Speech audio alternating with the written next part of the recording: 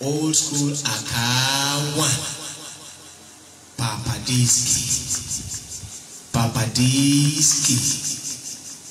Nobody like you.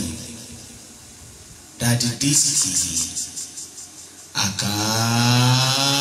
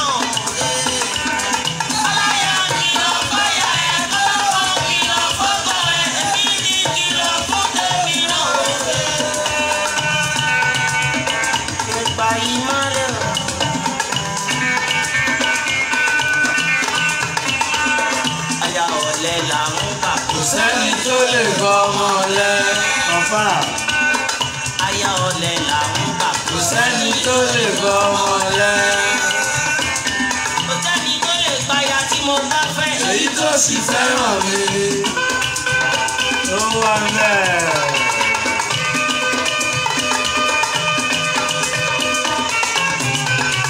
Àbùkù lára wọn ló wà lára wọn ni. Kò sẹ́ni tó lè gbàyà tí mo bá fẹ́. Èyí tó sì fẹ́ràn mi. Tètè gbéyàwó ọ̀lẹ̀ fọlọ́. Pàdí bẹ́lẹ́jà yan gbéyàwó ọ̀lẹ́ fọ̀lẹ́ o. Gbogbo àwọn bàbá ayé àtijọ́ náà tó ń fi owó tó ń gba àwọn ìyàwó níyàwó kiri níjọ́ náà lọ́hùn-ún tí púpọ̀ ní wọn ò fi ráyè tọ́jú ọmọ ló jẹ́ pé àwọn ọmọ náà wọ́n fi yàyàkúyà dè ní àwọn ọmọ náà púpọ̀ nu àwọn lọ́pọ̀ àwọn bàbá yẹn lọ́rùn pa tí o má fẹ́ yàwó níyàwó ìyàwó tó ti bímọ 3 4 5 síbi kan kí ló tún fẹ́ gbádùn lára ẹ̀ tọ́pọ̀ ò ti gbádùn tó má bá wọn yàwó lé tí wá ti kó ti bímọ kí ló fẹ́ fi ṣe ìdá àwọn ọmọ ẹ ló máa pa ẹgbẹ́ yìí àwọn ọlọ́pàá àwọn bàbá lẹ́kọ̀ọ́ ń jọ púpọ̀ nu wọn fún wọn lọ́rùn pa ni ìkọ̀sọ́ máa lè ní wọn wọ́n fẹ́ yàwó ìyá wọn wọ́n á tún gbà wọn mọ́ òkè wúwọ̀ púpọ̀ wọn lọ.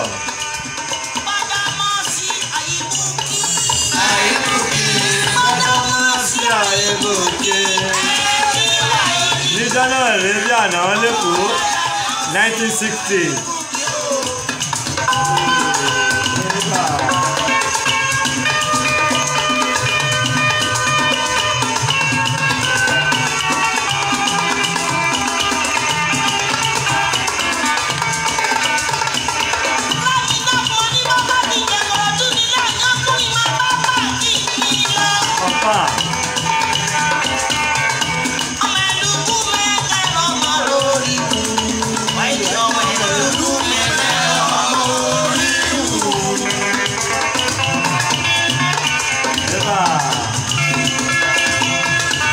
Ẹ mọ̀ pé ní London níjọ́sí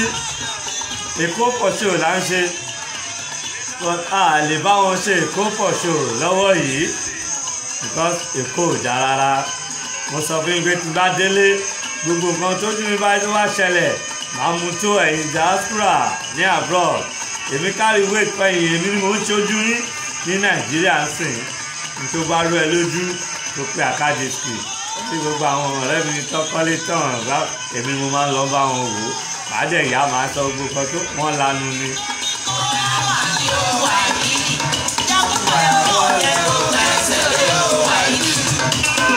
Jagungbà ìyàwó ẹ̀ ló gbẹ́sẹ̀ lè kí ló ṣẹlẹ̀ sáwọn bàbá yẹn gbẹ̀yìn.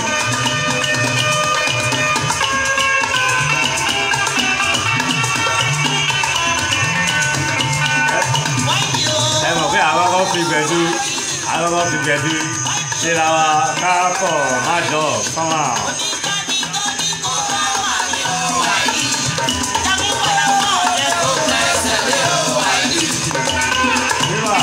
Nígbà ó wà ń bẹ̀.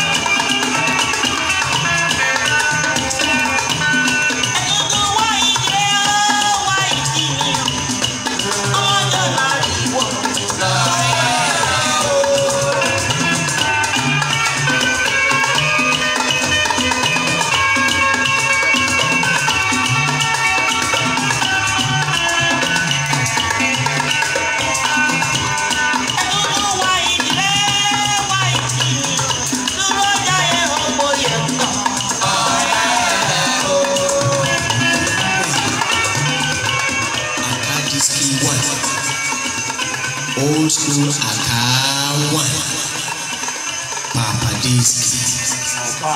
Papadiski. Nobody like you. Daddy Diski. Akawa.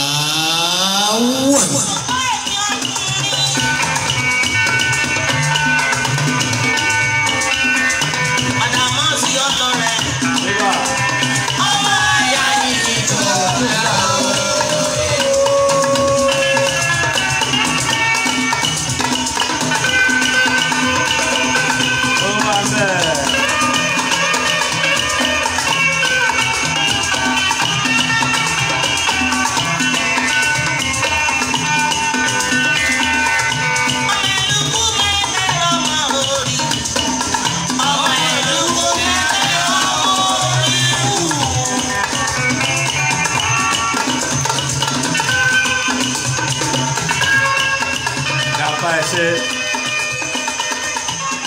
àwọn Túndé Nightingale nìyẹn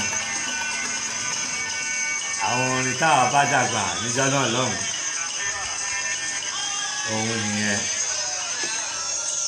ẹ̀rí bí ilé ayé bó ṣe rí ilé ayé náà ni wàá bọ́ sí mọ́ yìí Èkó wa náà ló ti wá bàjẹ́ ló ti dàrú báyìí ẹ̀yin ọmọ Èkó tí dọ́là pàpà kòkò tí gbogbo yín wà lé abroad ní diaspora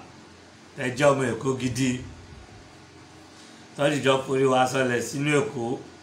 wọ́n bí bàbá wa sínú Èkó mìsà àwọn tí wọ́n wá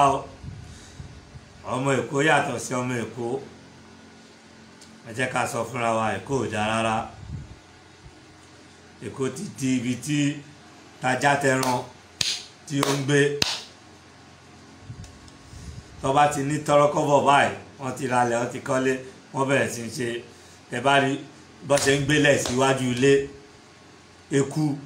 wàá kọjá wájú ilé tuntun mi báyìí iwájú ilé wọn òun ni ọdẹ náà ní CDA manager àwọn ní kinní kan chairman manager wọ́n ní kinní kan kò sí organisation kan tó dá nílùú Èkó yìí traffic nǹkan traffic traffic yẹn ni kò ṣubú tẹ̀ ọ̀rẹ́ mi kan ẹ̀ṣẹ̀ dé láti abroad kì í ṣe ìtọ́jú níbi 2 weeks last week kọ́ ni ẹ̀dẹ́ àbí eléyìí ṣẹ̀ṣẹ̀ dé ní week yìí tó pè mí district káríláká wọn ni ó jẹ́ máa yọrọ ẹlẹ́nu mi ò lè wá torí gbogbo ọ̀nà yẹn ò dá ọ̀nà àjá nǹkan lọ́nà òun ìrìbẹ̀ ló kọ́lé sí tó dé òun gan ké ni Èkó ò dá rárá ìyẹn la ṣe ń sọ fún àwọn lídà wa wọ́n má rò pé bóyá kinní kan ní bàtà bá ń ró ní kíkan àwọn àgbà sọ pé ó ti ṣetán tó fẹ́ yá ni wọ́n ló ti ṣetán tó fẹ́ yá because Èkó ò dá rárá ọ̀rẹ́ ò lè dé ó sáré lọ bá.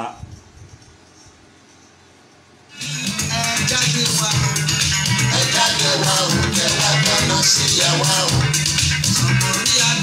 ẹ jáde kẹ wá gbọ́nà lẹ́nu ni omi tí wàá Nàìjà báyìí. tó dẹnu àwọn tá a bá ti ń lóyún àwa di ẹni tó ń tọrọ. tẹ bá ń tọrọ ọmọ lọ́wọ́ Elédùmarè. Eba. tẹ bá ń tọrọ ọmọ lọ́wọ́ Elédùmarè. Eba. kò fún wa lọ́mọ tó ní àgọ́ta wa o. Elédùmarè kò fún wa lọ́mọ yé. kò fún wa lọ́mọ tó ní àgọ́ta wa o. tó ní àgọ́ta wa o títí dọjọ́ alẹ́ o. tó ní àgọ́ta wa o títí dọjọ́ alẹ́ o. yóò fi ìgbéyàwó ẹ gbogbo ọmọ àlè wá sílé fún ẹ. tó ní àgọ́ta wa o. àwọn ọmọ àlè pọ̀ lọ́jọ́ tá à ń sọ yìí. àwọn ọmọ àlè yẹn àwọn ọdẹ lọ pa gbogbo àwọn bàbá yẹn nítorí wọ́n gbà wọ́n pẹ̀lú ìyàwó wọn. aláwọn fẹ́yàwó. ẹ wá sọ̀rọ̀ lẹ́nu dísì àgbà ìjókòó àgbà lélẹ̀ ọmọ Èkó làwọn àwọn ò bẹ̀rù. a máa sọ nǹkan tó ń ṣẹlẹ̀ á sọ fún wọn wọ́n ní tójú bá ń ṣe pé àfihàn ni wọ́n fàjà.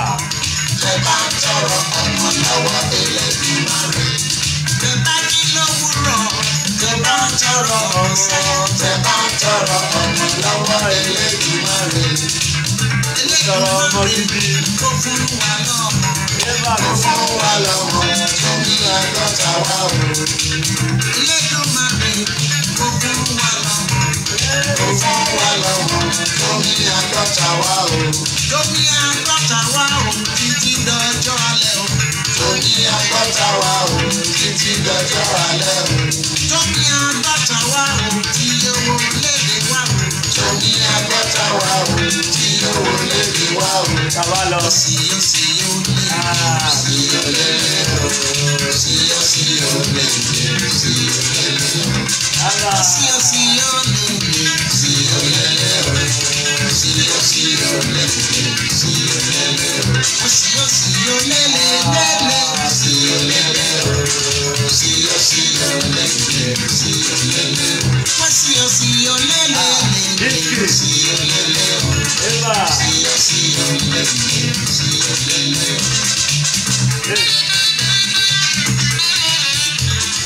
sọ fún yín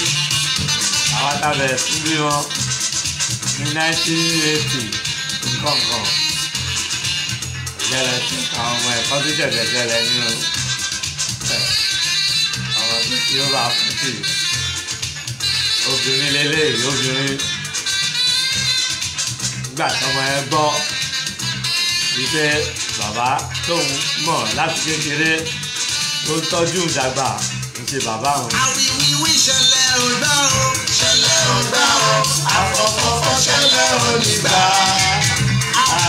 àwìwíwí ṣẹlẹ̀ ò gbà ó. Bọ́lá Ahmed Tinubu ẹ̀gbọ́n mi à ń sọ fún yín bẹ́ẹ̀ kò ṣe rí ẹ múra sẹ́kọ̀ọ́ nǹkan ṣe yín jàre yín ọmọ èkó ni wá ẹ bá bẹ́ẹ̀ ẹ̀gbọ́n mi Bọ́lá Ahmed ẹ̀yin mo gbé orin fún o ẹ bá ìbò lẹ wà nígbà tó ń kọrin Ẹ̀rí wa ẹ̀ jùbá fún wa.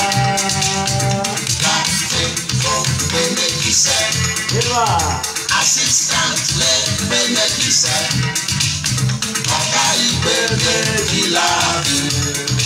Ìjòyè lè gbé mẹ́fà láàbù. Múra padà pàdé o. Ẹ̀sìn mi àgbàdá. a bá wọn sọ ẹ̀gbọ́n mi Bọ́lá Ahmed Tinubu ẹ̀gbọ́n lẹ jẹ́ sí wa màá máa yọ àwọn orin Èkó ní ìgbà táwa kéré táwa nílùú Èkó tán bí wa sí ọmọ Broad Street láwa ọmọ Agbélé Láyẹni ni màmá mi àwọn Bèjì Láyẹni ìkànnì wọn ló bí èmi Àkàdìsíkì gbogbo Broad Street yẹn àwa ń pààrà bẹ̀ ibi lọ́bí wa sí Bátà ó wà ní iwájú ilé wa níwájú Agbélé Láyẹni ní Broad Street gbogbo ibi tí ó ń jẹ́ Èkó tó jẹ́ lógò Èkó tó fi mọ̀ pé Èkó òun lọ́nà ẹ̀ ti tìpa yẹn why à ń sọ fún yín èmi APC lèmi tòdì kọ́ táwọn èèyàn dẹ̀ ń bú mi bọ̀ nítorí pé mo ò sí nílé a fẹ́ wá sílé a fẹ́ kí ibi tá a fẹ́ dé sí kó rọrùn kó ṣe gbé fún wa kí àwa náà gbogbo wàhálà tá a ti ṣe nílùú òyìnbó kí a lè gbádùn ẹ̀ tá a bá délé ìtorí ẹ̀ ní gbogbo wa tá a ṣe ń dupá jùsẹ̀ láti lọ sí lóyìnbó bá a ṣe fi ilé sílẹ̀ sí náà ilé tún worse gbogbo time táwa ó ṣe kékeré Quayside ó wà lẹ́yìn agboolé ilé bàbá màmá mi lẹ́yìn a máa ń gba Quayside a máa gba agboolé wa yọ sí Quayside ní èmi ò dẹ̀ láṣọ méjì ju jeans and t-shirt lọ tíyàwó mi kan fi bú mi ìró ọmọ disco làwa Olúwọlé tí àwa ti ṣe kékeré tó yẹ pé Olúwọlé ní àwọn ògbóònà ni wọ́n dé sí níjọ́ náà lọ́hùn gbogbo ẹ̀ sórí ẹ̀ kodò àná ìṣèjọba kò sí new development tá a bá ń bọ̀ láti school Ọ̀bẹ̀lẹ̀ Ọ̀dàn lèmi lọ láti Èkó ni mo ti ń lọ sí municipal Ọ̀bẹ̀lẹ̀ Ọ̀dàn ní kàtódé láwánsìn pẹ̀lú àwọn láwánsìn everybody wa gbogbo àwọn ọmọ àdúgbò àwọn ọmọ Èkó ni gbogbo àwọn tó wà mẹ́rin òyìnbó lọ́kọ́ wá láti Èkó nígbà tí wọ́n máa wo Etí Ọ̀sà yẹn Olúwọlé àwa ń ṣe dán gbogbo everything ibi tó ń jẹ́ Lagos Island gangan òun ni Olúwọlé wọn ò tún ṣe car park nígbà kan nísìn àmọ́ nǹkan tó ṣẹlẹ̀ sí Olúwọlé mọ́ wọ́n ti Olúwọlé wọ́n lọ́ọ̀kẹ́ dáhùn gbogbo Tinubu square yẹn gbogbo ẹ̀ ò dá mọ́ gbogbo lẹ́yìn wà gbà yẹn ẹ̀gbọ́n mi Bọ́lá Ahmed Tinubu àti olórí ilé pátápátá ẹ̀gbọ́n mi Ọbaṣá mo ṣe bá ẹ̀ ṣe dáadáa rárá ẹ̀gbọ́n mi Ọbaṣá ẹ̀ ṣe dáadáa ẹ̀ tún lè ṣe páwà àbúrò yín rárá kí lẹ wá ń ṣe lọ lé lórí nílùú Èkó òfin wo lẹ ń ṣe fún wa nílùú Èkó tí àwọn àbúrò yín ta dẹ̀ wà nílùú Èbó tá à ń ṣiṣẹ́ bí afámakò ìbẹ́yìn náà ń wá síbẹ̀ ẹ̀rí bí ìlú yẹn ṣe rí láti Yaba tá a máa tún fẹsẹ̀ rìn láti municipal Ọbẹ̀lọ́dàn a máa fẹ́ wọn tí kọ́ bridge ojú Ẹlẹ́gbà yẹn o wọn tí kọ́ bridge ojú Ẹlẹ́gbà o ẹ̀gbọ́n mi Ọbaṣá àti Honorable Ọbaṣá àti ẹ̀gbọ́n mi Bọ́lá Ahmed Tinubu mo kí ọ̀tọ̀ ni òun sọ ọ̀kan tó ṣe ẹ̀yìn ẹ̀gbọ́n ẹ̀ ṣe dáadáa rárá ẹ̀ tún lè ṣe rárá ìdó yẹn a máa wọ train láti Yaba yẹn a máa wọ train a máa bọ́lẹ̀ nídò tá a bá ti bọ́lẹ̀ nídò a máa fẹsẹ̀ rìn kọjá sí Kata Bridge sí ìlú Èkó sí Ìdúmọ̀tà because bridge kan ṣoṣo tó wà nígbà yẹn nìyẹn àbádẹ̀ ti rìn sí inú Èkó Island àbáfàájì wa lọ ẹ̀rí orin tí mo play fún àwọn orin ìgbà yẹn báyìí kí n béèrè lọ́wọ́ Honorable Ọbaṣá àti ẹ̀gbọ́n mi Bọ́lá Ahmed Tinubu ibo ni Horo Táíwò wà nílùú Èkó ibo ni Horo Táíwò ibo ló wà ibo ni Horo Táíwò wà bí gbogbo Èkó yẹn tó da mọ́ Ìdúmọ̀tà gbogbo ṣàìlà nǹkan yẹn ọjà Tafaji kí lórúkọ tàti máa ń lọ play ball yìí ní Tafaji wà ń bẹ̀ ọ̀nàlà báwo ló ṣe rí nígbà yẹn ò lè débẹ̀ ẹ lọ́wọ́ gbogbo bẹ̀ bó ṣe rí torí ọ̀nàlà máa ń gbá bọ́ọ̀ nígbà yẹn ni wọn ò dẹ̀ tí nígbà yẹn lọ́rùn sanfield ibi etí òkun yẹn tó ń lọ dalẹ̀ sí tó fi ń sanfilẹ̀ nígbà yẹn most of àwọn tó kúrò lẹ́kọ̀ọ́ lọ fún ní Sùúrùlérè lọ fún ní Láwánsìn ni wọ́n fún ní Láwánsìn lọ́kùn wọn sí Láwánsìn sorry Èkó láti ṣe kékeré wa tó dẹ̀ dùn tó lárinrin ẹ̀rọ ọmọbìnrin tí mo ṣó fún ní last time ẹ̀rí bó ṣe ń pariwo ó tẹ̀ jọ babe kan tí mo mọ̀ àwọn kan láwọn ò rí dáadáa màá tún ṣó ẹ̀ fún yín wọn láwọn ò rí dáadáa ó jọ babe tí mo mọ̀ bóyá àǹtí Ayọ̀ ló lọ mi mọ school tí lady yẹn tó lọ ó jọ wípé àǹtí Ayọ̀ ló lọ so ẹ̀yin náà wò ẹ̀gbọ́n gbogbo àwọn ará ni wọ́n nílùú òyìnbó agolo rice jìríkà kékeré tomato yẹn bóyá lè mọ iye tó ń tà ẹ̀gbọ́n mi Ọbaṣá Honorable Ọbaṣá àti ẹ̀gbọ́n mi Bọ́lá Ahmed Tinubu ẹni mo sọ fún táwọn àwọn ọmọ Èkó wá ń jẹyà ẹ sọ fún wa àwa ń jẹyà lọ́wọ́ àwọn ìjọba tó wà níbẹ̀ ọ̀nà ò dáa oúnjẹ wọn kò sí petrol wọn everything kò gbówó lórí everybody wá ń sáré káàkiri wáì tí olè ò ṣe nípọ̀ ó lè máa pọ̀ ẹ sọ fún wa nílùú Èkó àwọn ọmọ tó kàwé wọ́n ti dọlọ́kadà tán ẹ wo 1960 tá gbàjọba láti gbà yẹn ni wàhálà rògbòdìyàn ti ṣẹlẹ̀ láàrin Azikwe Zik àti bàbá Awólọ́wọ̀ kí ló díjà bàbá Awólọ́wọ̀ àti Zik sílẹ̀ pé tí wọ́n bá ṣe tam kan báyìí kóun náà ṣe tam kan báyìí kí ló ṣẹlẹ̀ gbẹ̀yìn gbogbo àwọn bàbá tó dẹ̀ tún lè mú Nàìjíríà tó lè mú dúró dáadáa ní tí ọ̀pọ̀lọpọ̀ yóò mọ̀ ní pé bàbá Ọbásanjọ́ yẹn ọwọ́ ẹ̀ ní Nàìjíríà wà tẹ́ẹ̀bámọ̀ gbogbo ẹ̀yìn àgbàgbàlú ẹ̀ mọye ìgbà tí bàbá yẹn fi ṣe ìjọba Nàìjíríà mọ ìgbà tó fi ṣe president Ọbásanjọ́ wọ́n ti bàbá yẹn mọ́ wọn ti lọ mú jáde wá láti inú ẹ̀wọ̀n ó ti wá di president tó fi gba aṣọ àwọn sójà tó bọ́ sílẹ̀ nígbà lẹ́yìn ikú Abíọ́lá gbogbo kan tó ṣẹlẹ̀ láti gbà yẹn tí Haúsá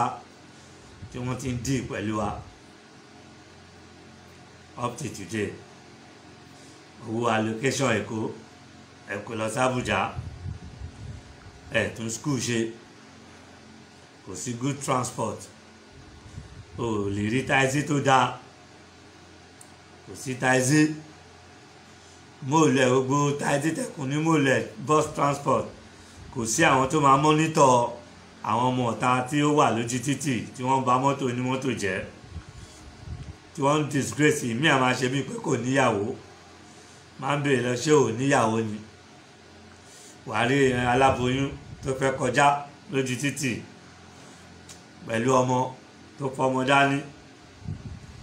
ẹ̀dẹ̀ rí àwọn ẹranko yìí àwọn ọlọ́kadà tí wọ́n rí obìnrin ẹ̀ tó fẹ́ kọjá pẹ̀lú ọmọ àtoyún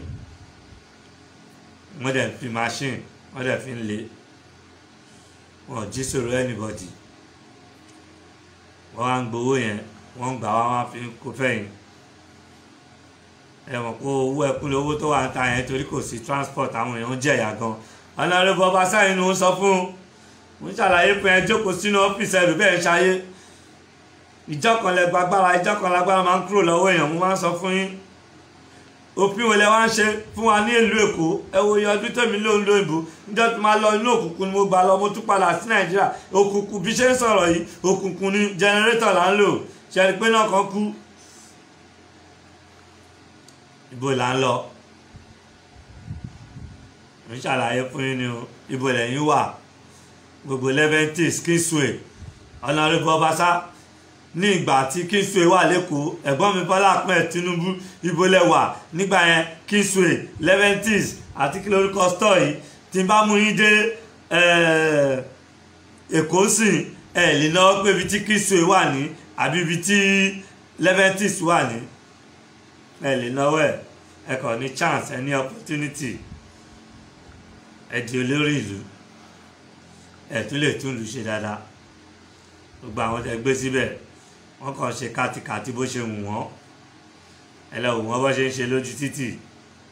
ẹ̀yin gan tí ẹ bá jẹ́ bàbá olóyè wọ́n á nà yẹn ẹ̀mí yẹn á fẹ́ bọ́ Honorable Ọbaṣá láwọn ẹranko tẹkó sójú títì wọ́n á nà yín ẹ wò ẹ sá kàbàkàbà níbi tí wọ́n ní ìtìjú dé níbi tí wọ́n ní ẹ̀kọ́ dé níbi tí ojú títì báyìí wọ́n máa mú gbóni ní àwọn ọmọ onímọ́tò àwọn ọmọ onímárúwá onímáṣíìn tó bá sọ̀rọ̀ á ní bàbá máa lọ́jọ́ bàbá yìí ẹ bára yẹn kúrò jáde ẹ má lọ àwọn ọmọ skul dẹ̀ ń kọjá ń bẹ̀ wọ́n ń wò wọ́n ń tọ̀ sójú títì ìmí àgbé olúpòkípòkì màá ní sọ̀rí pé àwọn ọmọ skul ń bọ̀ tí wọ́n kọjá ní òtẹ́ ní dámiló ní Ìkòròdú road ní Ọjọ́ta ibẹ̀ làwọn ọmọ là ń ṣu sí lọ́n yàgbẹ́ sí ní abẹ́ bridge ẹlẹ́sẹ̀ kọjá yẹn wọ́n sẹ̀ ń interview kan sí mi Honorable Ọbaṣá tẹ̀ ń ṣí pépà lórí Instagram ẹ sọ pé níná lówó náà ẹ wá lóko náà yes ìjẹ́ ìlú Èkó jẹ́ túnṣe ibi tẹ́ ti ń pa owó tẹ́ ń pè ní níná lówó gbogbo àwọn ọ̀rá ìsàtẹ́kó sí títì kó wọn kúrò ọ̀rá ìsàlẹ̀ ẹ̀gbọ́n mi ń lò lọ́nà ọ̀nà fi ń nà ọ̀nà àwọn èèyàn kan jẹ́ kíní kan èyí tí Àjùmọ̀bí ṣe kọ́lọ̀ fọ́ọ̀rún kẹ níjọ́ náà nìbàdàn tó ń lé Amsat Oríyọmí Amsat lẹ rédíò pìrìsẹ́ńtà yẹn nítorí pé ó sọ tòótọ́ tí wọ́n ń lé kiri lè ṣẹ̀rẹ̀ rántí ọ̀la Èkó ò dá rárá lápá àlàbúrò yín imported rice bag £29,000 sorry excuse me 29,000 naira lọ́ta wọ́n ta Naija rice wọ́n ta ní 26,000 kí ni difference wàá ṣe Nigeria rice báyìí òkè ẹ̀ ó máa gan ní ìsàlẹ̀ ó máa di ẹrọ̀fọ̀ gbogbo tá à ń ṣe Nàìjíríà ìjà rárá ẹ lọ kọjá ní Yaba bus stop ẹ wo bíbẹ̀ ṣe rí ẹ lọ sóyìnbó ẹ lọ sí Ìdó ìjọ ò lẹ débẹ̀ gbẹ̀yìn Honorable Obasa ìjọ ò lẹ dé Ìdó as Honorable tẹ jẹ́ olórí ilé fún Èkó as lawmaker ìjọ ò lẹ débẹ̀ ìjọ ò ní ẹ̀gbọ́n mi Bọ́lá Ahmed Tinubu dé Ìdúmọ̀tà lẹ́fẹsẹ̀ rìn rí ìjọ ò ọkẹlẹ Sọbalẹ́ndé Honorable Obasa olórí gidi máa ń rìn kiri ni gbogbo àwọn ọlọ́kadà yìí máa tẹ̀ fi kankan yóò kọ̀dù mí pé mo rí ní ẹ wo bí Nàìjíríà bó ṣe rí Honorable Obasa ẹ̀gbọ́n mi Bọ́lá Ahmed Tinubu tó bá ń complain nípa pátì kan jù kí lẹ bí kò máa ń ṣẹlẹ̀ wọ́n ti rẹ́dì tó máa palẹ̀ mọ́ kúrò lẹ́ni àwọn ọmọ Èkó ọ̀hún níṣẹ́ gìrìgìrì gbogbo nǹkan tó ń lọ lẹ́kọ̀ọ́ sí kò sí gìrìgìrì nínú ẹ̀ àwa la vote ní adẹ̀ ní right láti sọ̀rọ̀ we vote you people there ẹnu ògbà kọ́bọ̀ lọ́wọ́ yín tí mo fi ń campaign fún yín láti London àpọ̀ kì í ṣe mi nìkan ní gbogbo wa tí à ń pariwo èrí kí ilé lè dùn fún wa ní kí ilé lè dùn fún wa ní ẹgbọ́n kan tí ọmọbìnrin yẹn tó ń sọ ara àwọn sísítà yín nílùú Èkó ọmọ Èkó gidi ní gbogbo wọn ẹ̀rí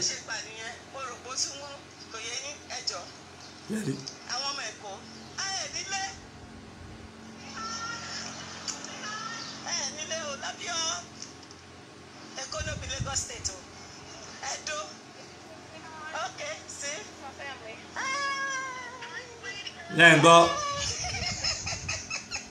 àwọn ọmọ Èkó ọmọ Òṣòdì tápà ní o àwọn èèyàn mi nìyẹn mi lè wá kú tẹ́lápì ni màá fi gbogbo yín ṣe tó bá yá mọ́ sọ́fẹ́yà pamọ́ ní tí ó bá sí pé mi ò lè mú kó lórí iṣẹ́ mi ni màá ní bóyá orí ti nǹkan tọrọ yín gbà nìyẹn because àwọn tẹ lẹ́sẹ̀yìn òdì nǹkan tójú wọn rí mọ̀ pé ẹ̀ ń pààyàn lójoojúmọ́ ṣá torí Ọlọ́run bá mi gbé rẹ̀ bẹ́ẹ̀ tó bá ti rẹ̀ dé okay lẹ́rí ẹjọ ẹdó ẹyin ọmọ ẹdó impress ẹjọ ọmọ Èkó alóhùn òfẹ wàhálà gbogbo tó fẹ́ lọ donex yẹn ló máa rò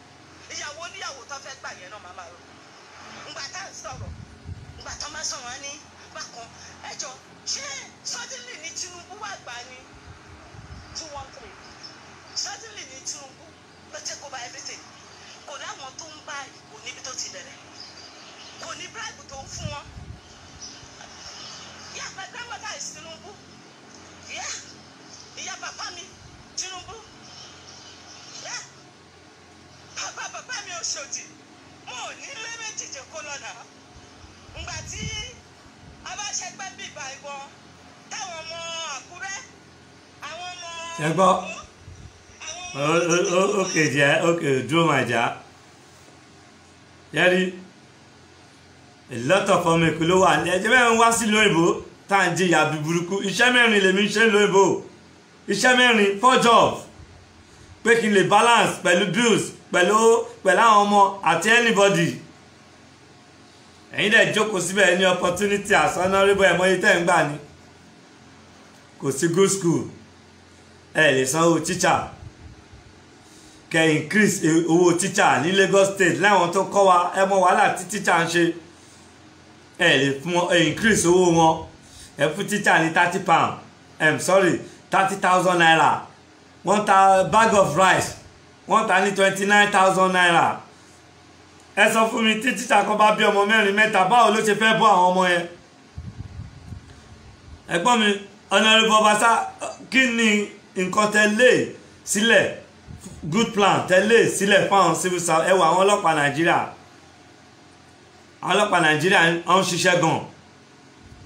tí bá wò wọ́n nínú mọ́tò nígbà míì dust gbogbo ara wọn mọ́tò gan ti bàjẹ́ ọ̀nà ti bà gbogbo mọ́tò wọn jẹ́ kò sówó lọ́wọ́ ọlọ́pàá ìlú òyìnbó máa ń lówó ni ẹ̀dẹ̀ jókòó ẹ̀dẹ̀ ń wò ẹ̀rí gbogbo nǹkan tó ṣẹlẹ̀ ìlú ò kí ń ja wọn fẹ́ revolution mọ́ wọn fẹ́ wàhálà we put you there adẹ̀ ní right láti sọ̀rọ̀ Honorable Obasa àti ẹ̀gbọ́n mi Bọ́lá Ahmed Tinubu kẹ́ máa gbọ́ we put you guys there adẹ̀ lè campaign a lè sọ̀rọ̀ because àwa la fi yín síbẹ̀ àánú ọ̀dẹ̀ làwọn ọmọ bá ṣe máa yọ yín kúrò nítorí inú èèyàn ò dùn rárá tí àwọn ọmọ Èkó yìí bá dé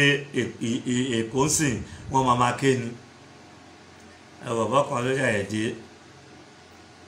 ó wá láti ìlú òyìnbó nígbà tó máa lọ sílé àwọn màmá ẹ̀ ó bẹ̀rẹ̀ sí sunkún owó tó ní òun sẹ́ǹdì sún wọn owó ọ̀hún gan tó wọ̀n láti ná bẹ́ẹ̀bí tẹ́ ń gbé nì púpọ̀ nínú yín tí màmá yín wà nílùú òyìnbó tẹ́ kì í tọ́jú àwọn èèyàn yín táwọn kan máa bọ́ sórí rédíò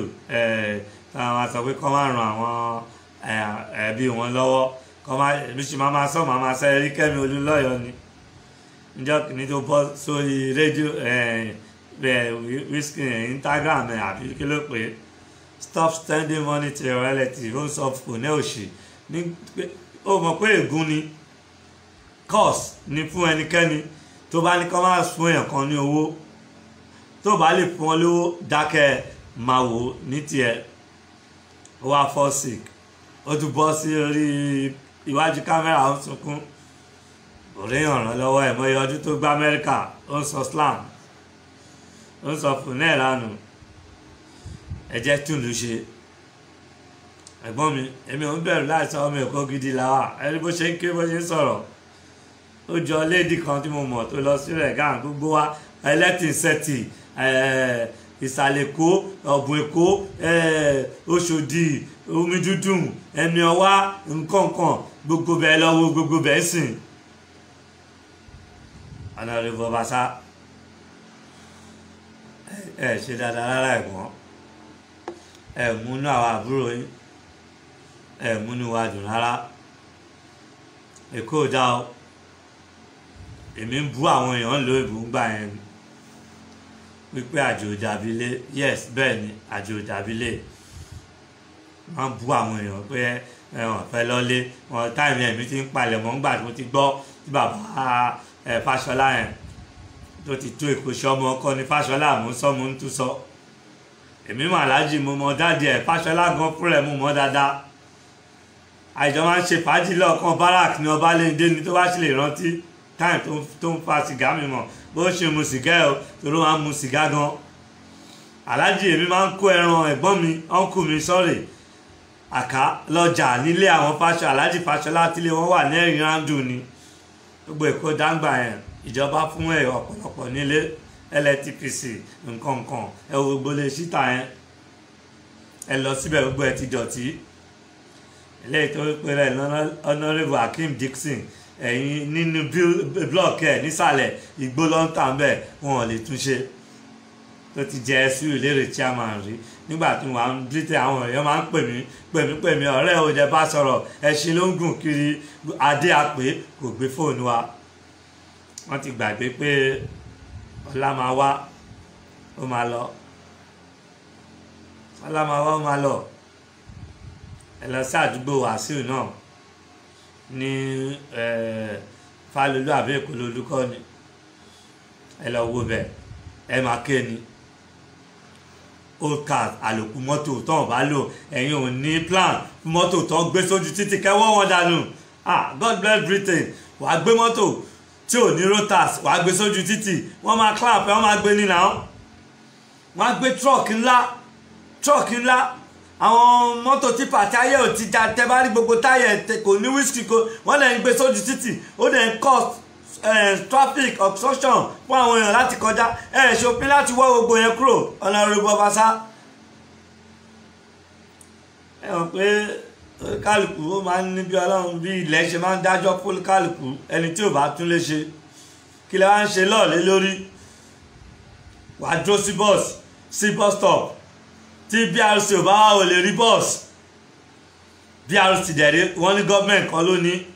gbogbo àwọn owó tó yẹ kẹ́ máa rí láti fi ran skul lọ́wọ́ láti sanwó tíṣà sanwó ọlọ́pàá àwọn ọlọ́pàá yẹn ń ṣiṣẹ́ gan wọ́n máa ná LASTMA lójú títì fún kínní LASTMA máa dá wọn dúró báyìí àwọn tọ́ọ̀gì tẹ kó síta tẹ́lẹ̀ ẹ̀ ń gbowó ògbóró ẹ̀gbọ́n mi àwọn ọmọ èkó àwọn sọ́ọ̀sì à ń sọ fún yín tó bá ń complain nípa pátì kan jù pátì yẹn ti rẹ́dì láti fẹ́ wó ni àbí nípa èèyàn nígbà táwọn sọ fún Àjùmọ̀bí ìjọsí kọ́lọ̀ pọ̀lùkẹ́ ilé ìdá àwọn ọmọ skul àwọn ẹ̀fọ́ kún owó skul ẹ lọ wo skul bíi àwọn máa mú ti bá wò wọ́n báyìí wọ́n dàbí ọ̀rá ìsáni ìyàwó olówó atalẹ̀yà mi ń tà ẹ̀mọ́ ìtọ́ ń tata ni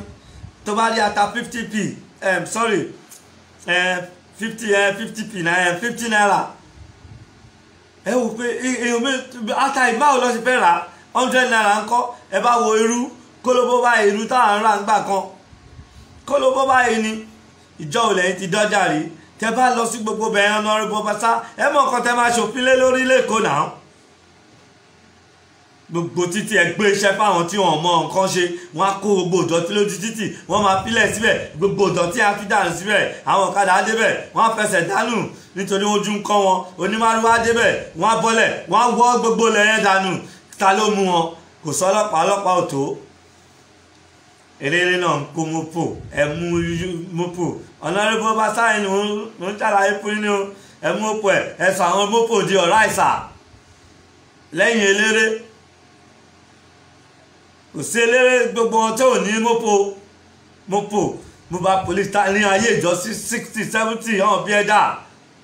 ibi tí mọ́pò bá dúró tó bá dé báyìí wọ́n na mọ́pò lójú títì ẹ̀dẹ̀ náà ṣòfin ẹ dá lóhùn mo rí mi ní dárúkọ Honorable náà mo mọ̀ wọ́n sọ orúkọ ẹ̀ fún mi driver ẹ̀ àti mọ́pò pẹ̀lú ọmọ ọ̀dọ̀ jókòó sẹ́yìn mọ́pò jókòó síwájú wọ́n gbé lọ sọ́jà mọ́pò ló tẹ̀lé ọmọ ẹ̀ lọ sí ọjà a lọ sí ìlú onílùú wọn mọ̀ wá rí apply fúnṣẹ́ wọn fún wa níṣẹ́ that's why àtẹ̀ṣe rí a lot of people tó fi takú sí ìlú yẹn ẹ mọ̀ṣẹ́ tí most of them ṣe ni ìdí míì tó yìí ní àwọn obìnrin tó ń pe àwọn tó ń ṣe kíá yẹn ìdí kan awẹ́ kan nìyẹn o tó bá tá awẹ́ méjì ó tó táyà tírélà méjì tẹ̀yìn wọn ò lè yí wọ́n máa ń pè ọ̀rẹ́ wọn máa wọ glove márùn-ún nínú òtútù ìmí máa ń ké ni àwọn kíára gateman security inú òtútù báyìí ó máa di pápápápá wọ́n máa di ju bàbá àtúwé lọ tó bá ń sọ̀rọ̀ báyìí ẹ rí nǹkan tó ń jáde lẹ́nu ẹ̀ nínú òtútù a wá ṣiṣẹ́ yẹn á jẹ́ bí kò tún ní gbádùn ara ẹ̀ ká ní pé bọ́ọ̀sì wà ní gbogbo mọ́tò èmi náà ti fork náà ṣé màá máa wọ bọ́ọ̀sì sì máa máa jáde màá lè jáde o lè jáde o lè rí transport gidi tẹ́lẹ̀ mi bá wọnú lé bọ́ ṣe máa sún ẹ sọ́hùn wọn dáńpéjọ kan mo sanwó wájú mo fi rí àṣírí gbogbo Dánfó àti àwọn ọ̀rá ìsàtẹ̀kó sójú títì ẹ̀gbọ́n mi Bọ́lá Ahmed Tinubu ilẹ̀ ń sọ òun sọ ìwọ MC you are fine good looking man ń tẹnu mọ́ you are fine good looking ó tẹ̀ fine ó jọ ọ̀rẹ́ mi òyìnbó kan ojú ẹ̀ ṣe rí bí homosexual ẹ̀ nìyẹn ojú ẹ̀ homosexual ó fine gan you are fine man òun bó ṣe lè tún ọ ti fẹ́ jẹ́ ọ ṣáà lè fa ẹran jẹ oyè àwòdì kó má lè gbẹ́dì ẹ̀sìn àbí báwọn lọ ṣe ń ṣe kó gba àwọn ọ̀rá ìṣàyí kúrò ńlẹ̀ náà àbí òótọ́ ni bó ṣe ṣé wọn náà ń lò wọn ni ẹ kó wọn kúrò ńlẹ̀ ẹ fún wọn ní good job ẹ fún wọn lówó ẹ ẹ tọ́jú wọn. Gbogbo àwọn tó ń tajà lójú títì ọlọ́kadà wọ́n ti bà ìlú yìí jẹ́. Ẹ̀yin jókòó sílé wọ́n ṣe swale FC gbogbo Òṣòdì wọ́n lé bàbá tèmi hàn tẹ̀ tí bí wọ táwa ti dé Òṣòdì wọ MC ni mo bá wí o wọn ti bí ẹ ọmọ nìyẹn. Lé bàbá mi múrí àká bus stop lóṣòdì múrí àká bus stop ní Máfolúkù àwa fi ẹsẹ̀ láfi lá ọ̀nà dé Máfolúkù ẹsẹ̀ láfi lá ọ̀nà dé Máfolúkù. Nígbà tí wọ́n bẹ̀rẹ̀ sí ń tabẹ̀ àwọn bàbá tèmi àti àwọn lọ́yà kí lórúkọ bàbá lọ́yà àwọn ló ń talẹ̀ gbogbo àwọn Àwórì bóyá àwọn Àwórì ni wọn náà àbí àwọn Onísọlọ̀ àwọn ló ń talẹ̀ Òṣòdì Máfolúkù ń gbà yẹn lọ bèrè sọ pé ta ló ń jà lájà ká. Nígbà tí a máa lá ọ̀nà yẹn à ń fi ẹsẹ̀ rìn nínú igbó tó fi lá ọ̀nà yẹn jáde sí ọ̀nà airport tó fi easy fún àwọn èèyàn láti lọ sí airport. MC ibo ni wọ́n wà ń gbà yẹn Ọlọ́run á ṣe é fún ẹ̀ wá tá a ṣe wàhálà Òṣòdì àjẹnú ẹ̀ wá jẹ òwá túlẹ̀ ò lè tún kó tẹ̀ tún transport kọ́ mo ò ní sọ gbogbo nǹkan tó lè ṣe. Wọ́n á kọ́ àwọn ọ̀rá ìsàkànjọ wọ́n ti bẹ ọmọ onímọ́tò kiri ìgbà tiẹ̀ kò sàn wá ìwọ MC ni mo sọ wàá sì fún ẹ ní time wọ́n bá gbọ́ mi àkájẹ ìsìkìlẹ̀ mi jẹ́ ṣàlàbí ìta ọ̀dà ìwọ́gbọ̀n ò lè jáde wọn náà ti dọ̀gá ò lè jáde kó wo bí èrò ti máa tẹ̀lé ẹ lẹ́yìn. Ṣé ìlú nìyẹn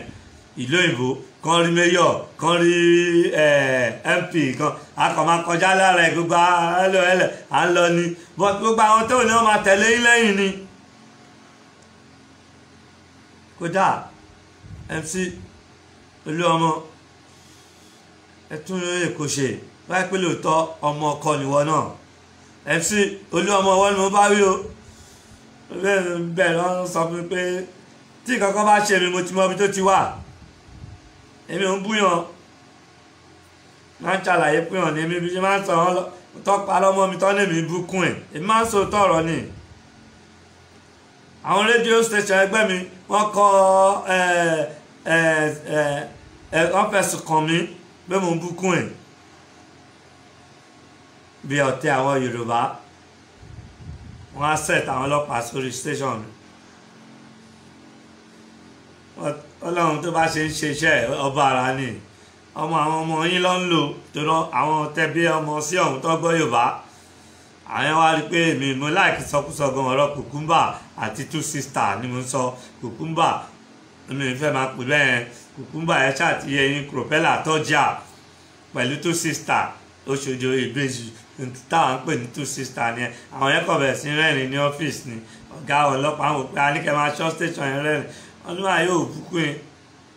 kálẹ̀ yìí lu ìrìn ẹ̀ ti rá àwọn ọlọ́pàá ẹ̀ ti ní kọ́ máa wá mi kiri àwọn ń bú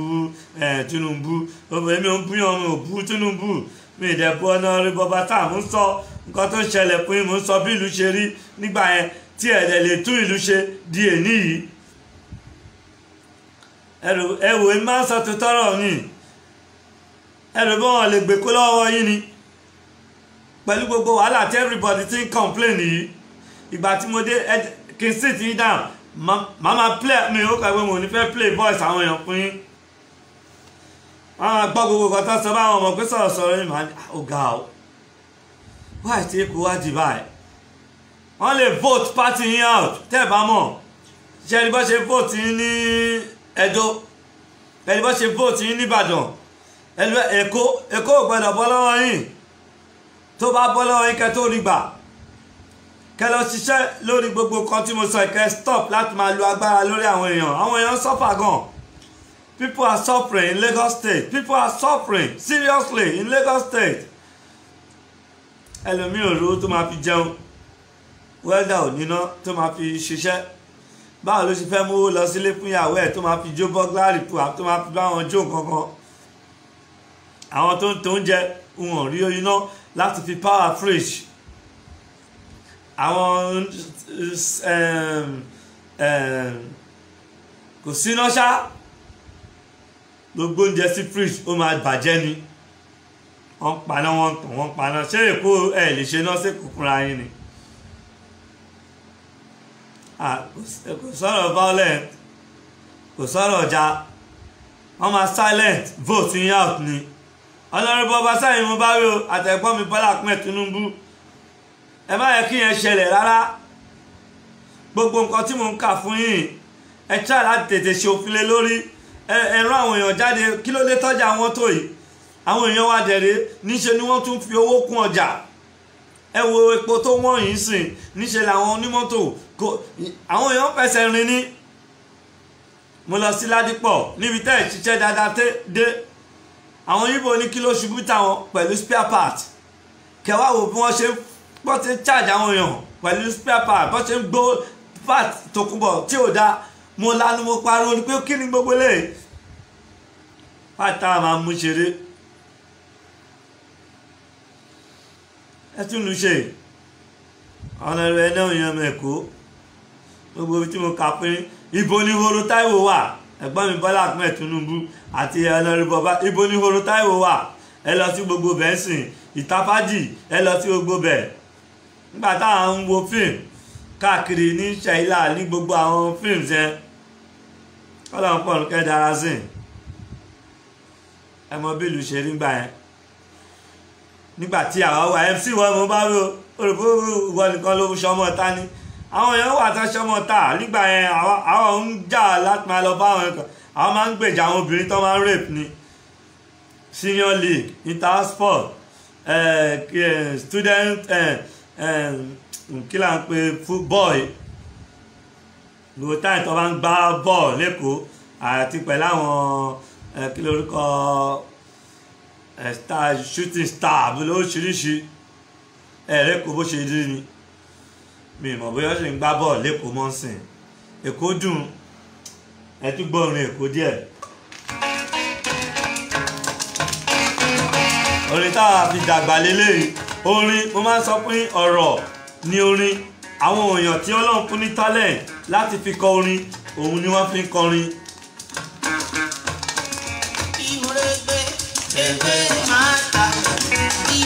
Ọlọ́run fún ọ̀run káàlà jàkà bàbá mi ni ẹ̀rọ fàájì sùn gbà náà. Alájẹ̀dọ́fà àkótán òkú ẹ̀. Bí mo lè gbé máa ta. Bí mo lè gbé ẹgbẹ́ máa ta. Bí mo lè gbé ẹgbẹ́ máa ta. Bí n bá yọ ẹ lọ́dún máa tún yọ ẹ lòsì. Alájẹ̀dọ́fà àkótán òkú ẹ̀. Bí mo lè gbé máa ta.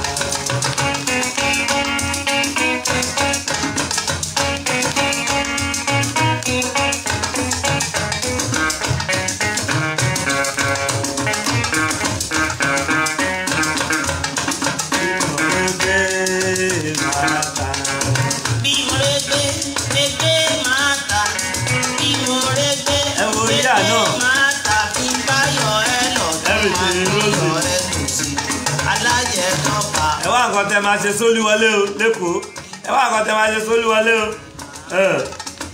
èmi ń ṣèké fún yín ni o.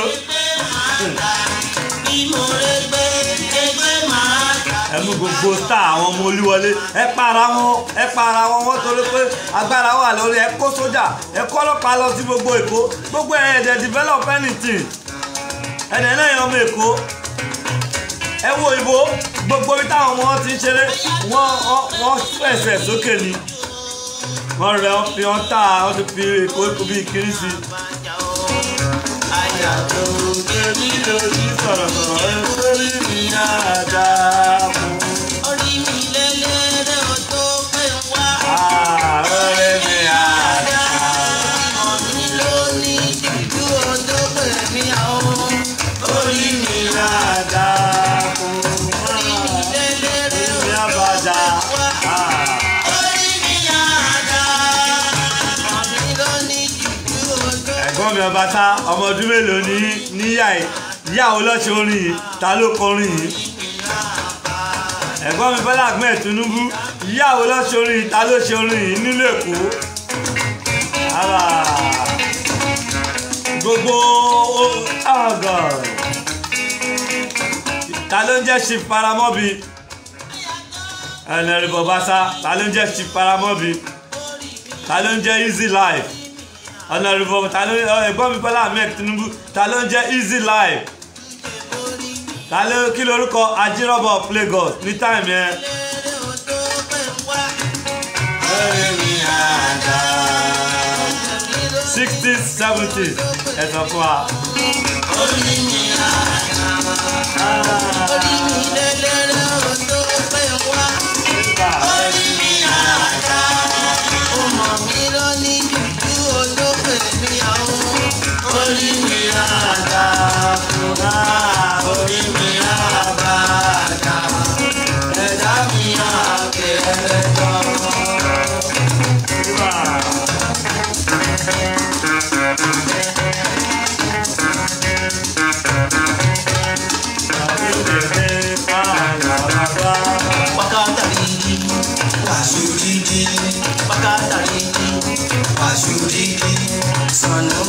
Gàdí Èkó ń dùn tí Èkó jẹ́ Èkó nìyẹn láwọn bàbá wa lọ ṣe fàájì kò sí nǹkan tó ń jẹ́ fújì àbí anything Barrister ló dá fújì sílẹ̀ Barrister òun ló dá fújì sílẹ̀.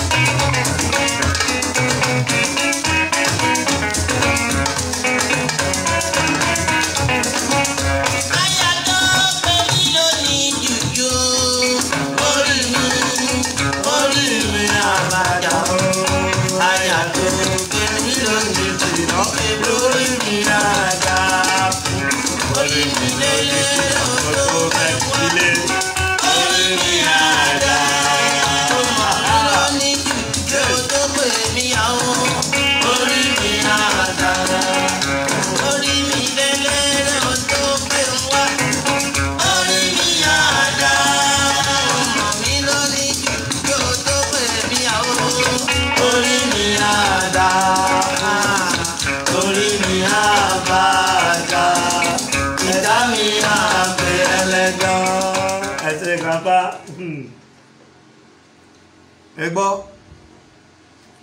60s ní àwọn bàbá yìí ti ṣe àwọn rẹ́kọ̀dì 70s wà akéré ń gbà yẹn àwọn kan táwọn bàbá wa ń jó sí ni àwọn ará Èkó ẹ lọ tí gbogbo ibi tí gbogbo omi dúdùn Òṣòdì tọmọbìnrin yẹn tó sọ ẹ lọ wo gbogbo bí Òṣòdì ẹ lọ wo gbogbo bíbẹ̀ ṣe rí lẹ́nìí ẹ lọ wo ibi tíbẹ̀ bó ṣe rí lẹ́nìí ẹ̀gbọ́n inú ẹ wo London bó ṣe kéré tó yẹn àwọn òyìnbó yìí gbogbo ọ̀nà ibi tó bá kéré wọ́n sọ di one way ni wọn ò dẹ̀ jẹ́ kí mọ́tò kankan kó park síbẹ̀ kò sí mọ́tò tó park síbẹ̀ bá park wọn á já tíkẹ́ẹ̀tì fún ẹ lọ sẹ́kọ̀ọ́ èmi àti Débọ̀ owó lànà ó gbé mi lọ sí pátí kan mọ̀ ìyá lọ́jà níkẹ́nẹ́ Débọ̀ owó lànà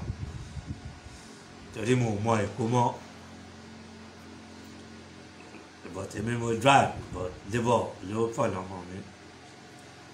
ẹ bá rí àwọn ráìsà bọ́ ṣe ya jáde ẹ bá rí àwọn ráìsà ọjọ́ wọn tó àwọn ọ̀jẹ́ kọ́ wọnú bí pátí náà lẹ́jẹ́ tẹ̀lé kọ́ ráìsà kúrò lẹ́yìn tẹ́ bá lò wọ́n tán wọ́n lọ dàbí kan orúkọ ṣe kinní kan ẹ̀ dà wọ́n sílẹ̀ ẹ̀yin ọ̀rá ìsà náà ẹ̀rù láìfín wọ́n bá ti fi ń tọrọ kọ́bọ̀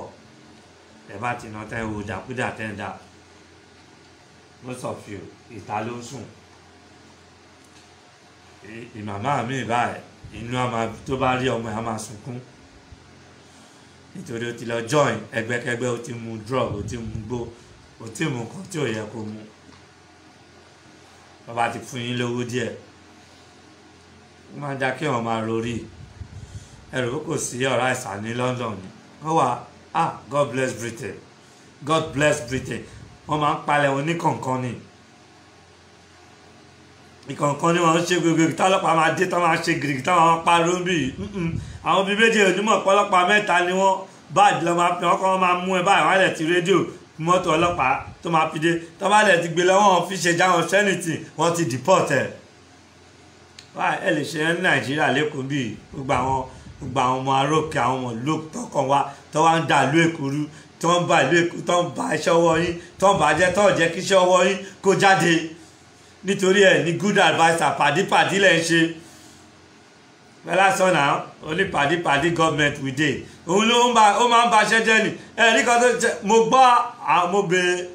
mo ṣe interview àwọn ọmọ ẹ̀jọ́ kan wọ́n sọ nǹkan tí bọ̀bọ̀ ọ̀rá ìtàtẹ́gbẹ́ síbẹ̀ òṣì òmọlẹ̀ náà wọ́n sọ nǹkan tó ń ṣe wọ́n ní ọ̀rá ìsá ni wọ́n ní kíkiri kò sí ọ̀ròyìn mo lanu báyìí pé ẹ̀yin náà rí luke ẹ̀ ní lóòótọ́ mi mọ́ wọ́n ní obì amani ọ̀yọ̀ mọ̀ pé wọ́n máa ń pè wọ́n ní ọmọ lẹ́lẹ̀ tó bá gbé sórí bẹ́ẹ̀d wọ́n ní máa jábọ́ pẹ̀sẹ́ntì tó ṣe dáadáa tó ń complain pa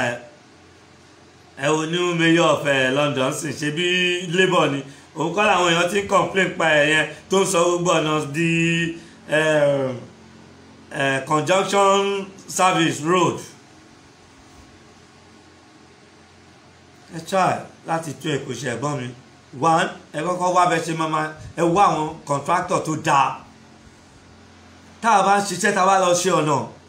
tá a bá ti ṣe tán wọn tí owó díẹ̀ lọ máa kọ́ fún wa wọ́n bá ṣe tán máa lọ síbẹ̀ lẹ́yìn wọn máa lọ yà ń fọ́tò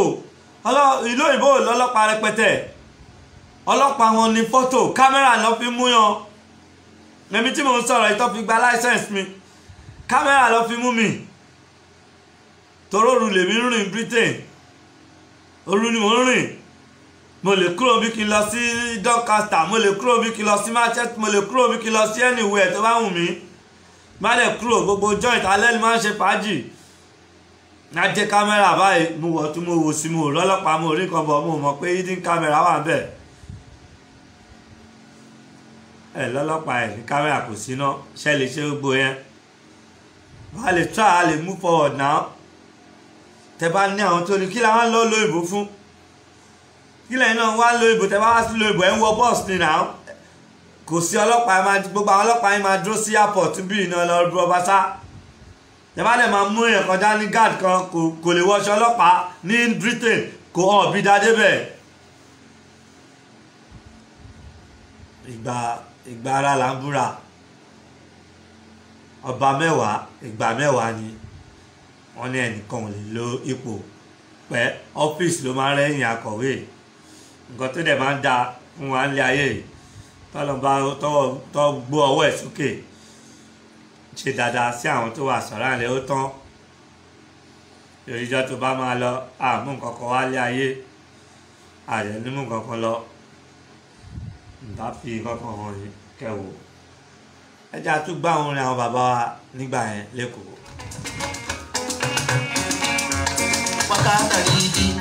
ìwà ṣìnà ó ti wà tipẹ́ ìwà ṣìnà ó ti wà tipẹ́.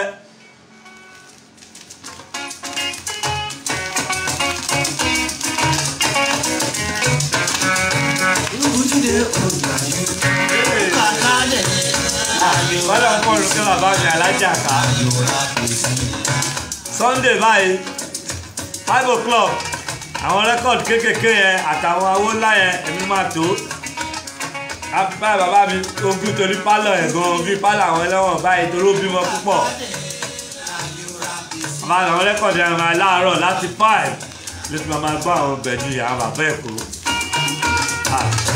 Bọ́lá ń kọ́ orúkẹ́ gbogbo àwọn bàbá yẹn.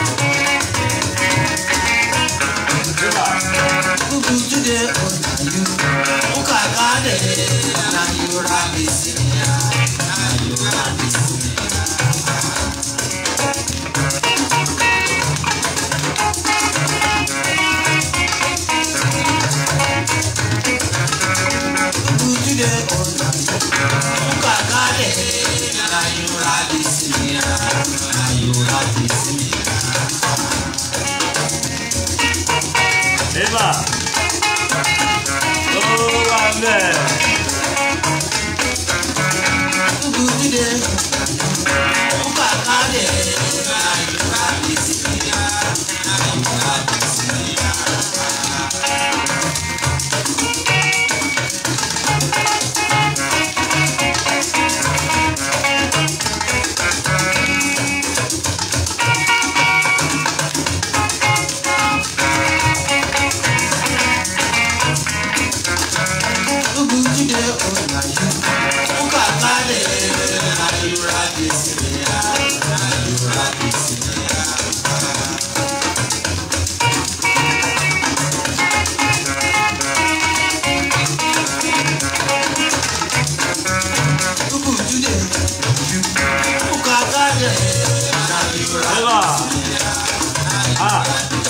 ìgbà yìí dùn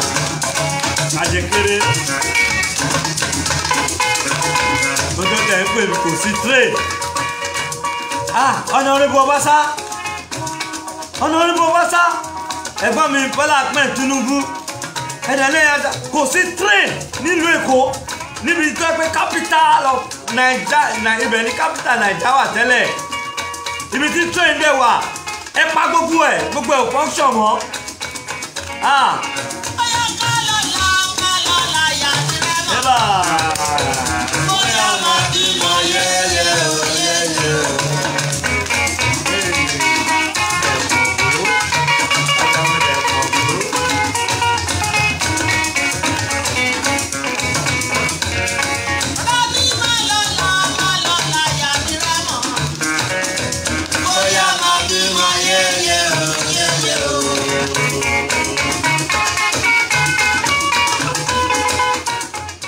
fẹ́ lọ sí Ìbàdàn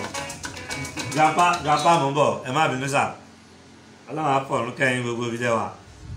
kò sí train tó máa gbé ẹ láti Èkó lọ sí Ìbàdàn kò sí good transport ẹ lọ wo bí wọ́n ṣe ń waste ẹ̀mí èèyàn ní ọ̀nà Ìbàdàn yẹn kò sọlọ́pàá ní ọ̀nà orí omi gan kò sí good ferry bàbá Jákàndé kọ́lọ́n dá bàbá yẹn ti dáadáa kó tó àmọ̀ pé àgbàná ní ìgbà tí bàbá yẹn wà ní ìjọba fẹ́rí wà láti Èkó lọ sí Festac good ferry pẹ̀lú life jacket tó dáa àwọn àgbà Yorùbá tí wọ́n sì wà láyé tó yẹ kẹ́ lọ bá kí wọ́n fi ọ̀nà wọn ibẹ̀ ṣe máa ṣe agbára ní gbogbo yín lé ẹ fẹ́ gbàgbára ẹ fẹ́ ṣe agbára àwọn èèyàn pọ̀ tí out àwọn èèyàn ń ké bítálì gan kò sí boat ọkọ̀ boat tó dáa àbí fẹ́rí lẹ́ǹpẹ́ tẹ́ kí fẹ́rí wà láti bí lọ sí Badagry láti Badagry wá sẹ́kọ̀ọ́ láti Èkó lọ sẹ́pẹ́ láti Ẹ̀pẹ́ wá sí good ferry gbogbo transport accident ojú ọ̀nà good ferry kì í ṣe ferry onípákó tẹ́ ń lò kí ẹ wo ferry yẹn bó ṣe ń pa wọn mo fẹ́ lọ wọ ferry yẹn ní Ìkòròdú ńjọ́ kan tó mo fẹ́ lọ sí Ẹlẹ́kí mo ní boat èmi ò wo eléyìí o ẹni tó mú mi lọ bó padà ni mo ní èmi ò lè wo eléyìí ó máa dànù ẹni bó ṣe ń dànù ni adẹ̀nà níjọba ṣẹ́yìn ò kí ń spend àwọn boat ẹ̀mí èèyàn ò jọ yín lójú ní Nàìjíríà yìí ẹ wá ní ká má sọ̀rọ̀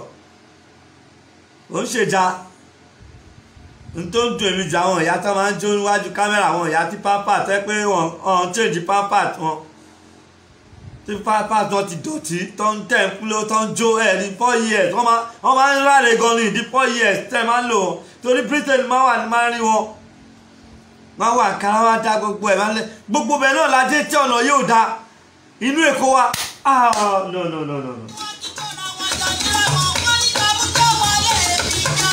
Yeba.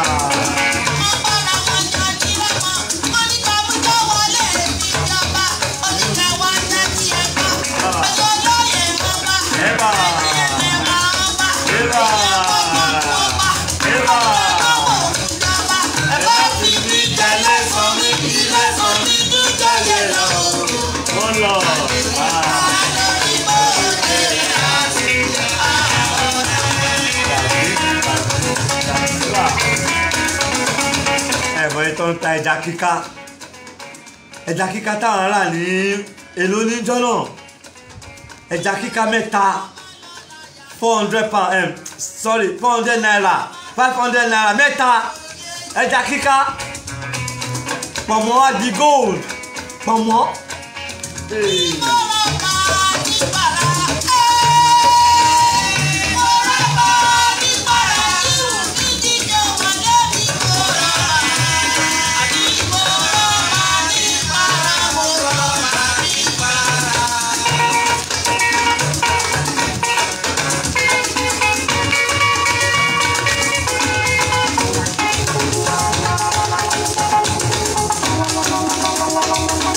Thank you.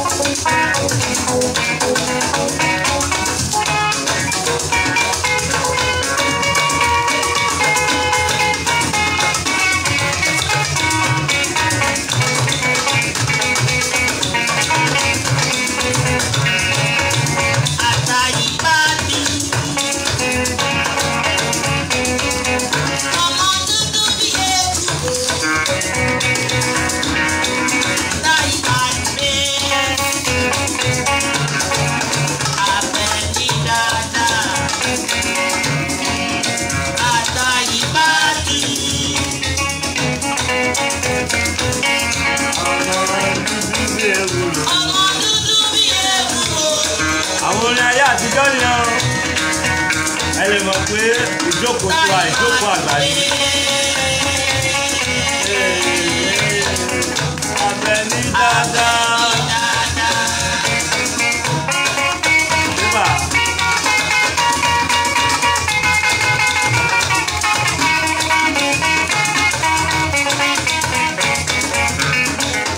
Wá wá sí ìlú Èkó. Ẹ gbádùn mi.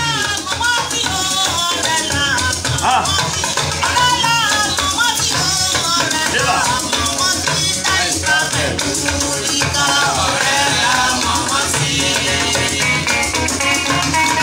Gapa, láti gapa,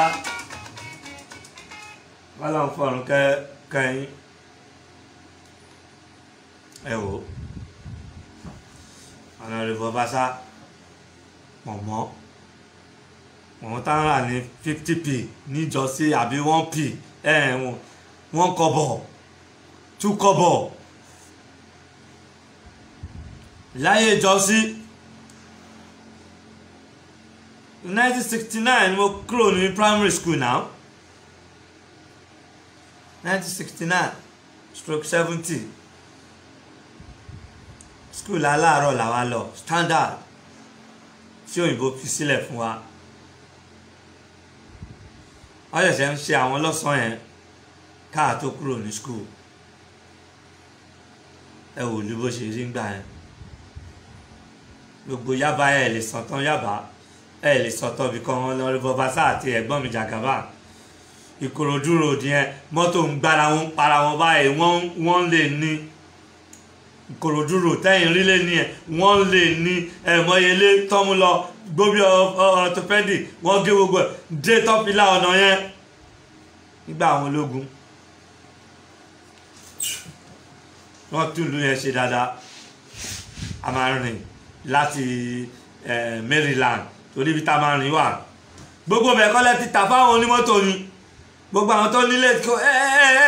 ṣiṣẹ́ dáadáa Honorable Basa Èkó ò dá rárá kó o lè rí gbogbo àwọn onímọ́tò ń ta mọ́tò ní àwọn ibì kan bẹ̀ wọ́n mú dé gbogbo ibi táwọn ń gbà tóyìnbó ṣe sílẹ̀ Julius Berger kọ́ ló ṣe àwọn ọ̀nà yẹn gbà yẹn ni mo ṣiṣẹ́ pẹ̀lú Julius Berger gbà yẹn náà gbogbo ọ̀nà tá à ń rìn ẹ̀dẹ̀ àlá ẹ̀dẹ̀ lajú sílẹ̀ ẹ lọ sí Ìkòròdú road yẹn tẹ́ bá ti dé ṣé ọjọ́ tàbí Kétu yẹn níbi petrol station ọ̀rọ̀ tuntun báyìí lọ wó kọ́tà ẹ̀dẹ̀ mú kọ́tà ẹ mọ́ bí Olúmọ̀rọ̀ ìyá tí ò lè rìn ìyá tẹ́sẹ̀ ń dùn ìyá oníyà ìyá mi a máa gùn àwọn èèyàn máa mú dání tó bá fẹ́ bọ́lẹ̀ ìyá oníyà ni nà kò sí pé ìyá ẹni disable ò lè gun wheelchair ní Èkó yìí mo gbé wheelchair wa mò ń ṣubú ṣeré ní gbogbo apá mi gbogbo ìkọ́tẹ̀ fẹ́ pa mí ni ó fẹ́ mi mọ̀ pé kòtò yẹn jìn bó ṣe wọnú kòtò yẹn báyìí á fi gbà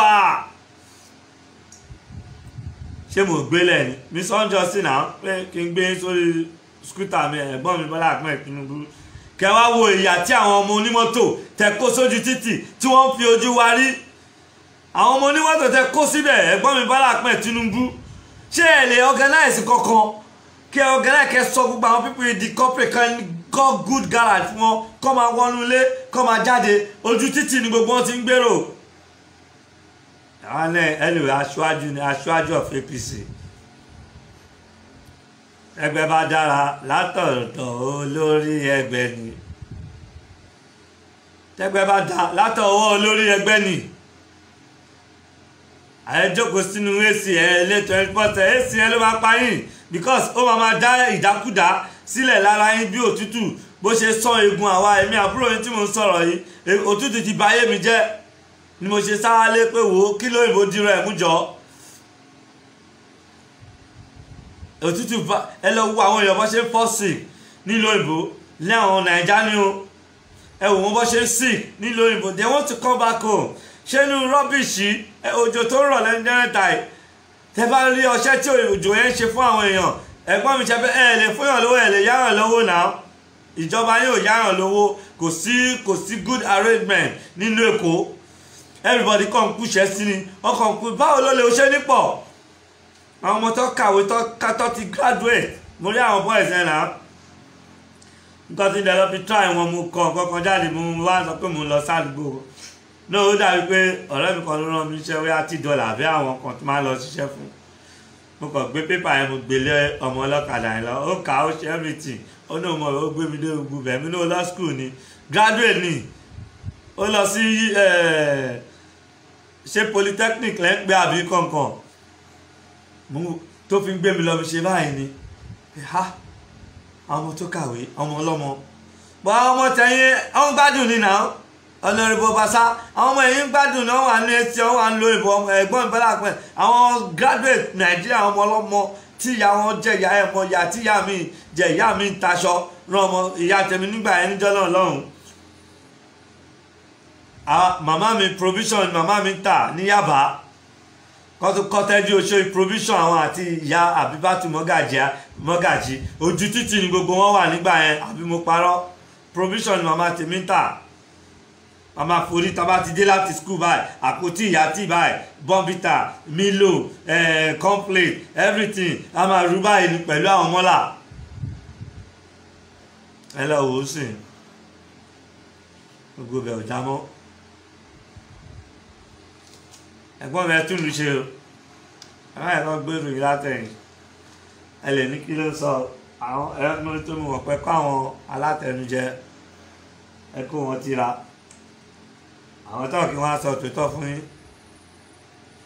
mi blame yín much 20% ni máa fi blame yín tí bá máa fi 10 kún láti blame yín nítorí pé monitor wọn dáadáa owó kọ́ ni gbogbo nǹkan gbogbo àwọn tẹ́yìn rí tẹ́yìn kó fún ẹ ọ̀hún ṣe dáadáa wọ́n lọ ń po ikọ́lé wọ́n po ìra mọ́tò ni bùkọ́ tó ń ṣe ni ẹ so ẹ ní láti dìde Èkó lẹ ti gbágbára ẹ múra sí o tẹ́ bá rí tí gbogbo èèyàn complain tí wọ́n sọ̀rọ̀ tó ń ṣe kíní kan ìwá ni wọ́n kàn ń gbó àbí ó ti mọ yín lára pé àwọn ń bu yín wọ́n ṣe ó ti rẹ́dì tó fẹ́ rí yín lẹ́pa nìyẹn wọn kẹ́ pèsè lẹ́bí mi kúkú bó wọ́n ń bú mi ló ìbò ni wọ́n dẹ̀ ń pè wọlé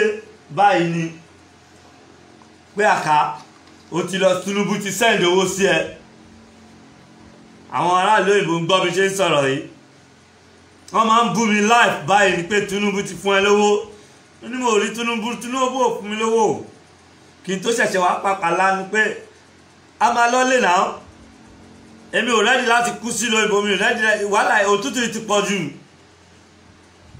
ìgbà mi wàá jí báyìí ẹpọn máa lé òṣèṣẹ́ máa tẹ̀ láti lọ sínú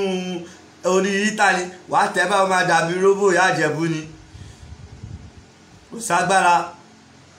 mo ní mo gbówó nítorí mo fẹ́ lọ́lé gbogbo wàhálà tá a ṣe ń bì àṣà pariwo kí lè dakọ́ tún lè ṣe ntẹ́mi ṣe ń campaign fún yín nìyẹn and I can campaign against your party my party because my other party I can campaign against my party because we are not doing good ṣe dáadáa rárá ẹ jẹ́ àdúgbò gbẹ̀dú díẹ̀ sí i.